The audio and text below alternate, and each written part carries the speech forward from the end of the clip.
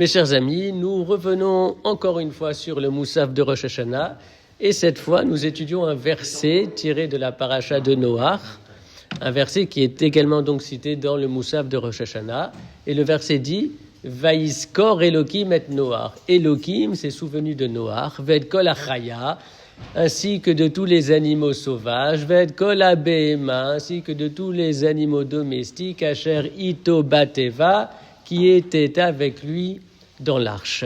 Et cette expression biblique, Vaïskor Elohim et Noach, Elohim s'est souvenu de Noach, s'intègre à la partie de l'Amida où il est question des zichronos, c'est-à-dire des versets bibliques où il est question du souvenir de Dieu. Mais, nous dit le Rav Friedlander, le souvenir divin n'a aucun lien avec le souvenir humain.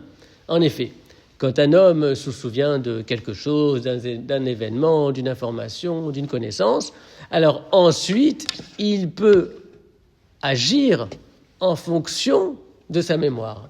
Mais dans tous les cas, l'action surgit après le souvenir.